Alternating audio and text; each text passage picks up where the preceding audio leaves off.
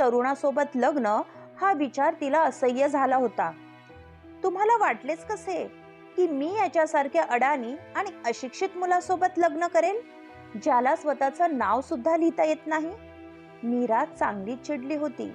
तिच्या बोलण्यामुळे देशमुख कुटुंबातील सर्वांच्या माना शरमेने खाली गेल्या होत्या. शांत हो पोरी, प्रल्हाद लाखात एक आहे, तो कायम तुला सुखात ठेवेल. तुकाराम तिला समजवण्याचा प्रयत्न करत होते. अशा अशिक्षित मुलाची किंमत समाजामध्ये दीड दमडीची सुद्धा नसते. तुम्हाला यांच्या पैशाची भुरळ पडली आहे, बाकी काही नाही.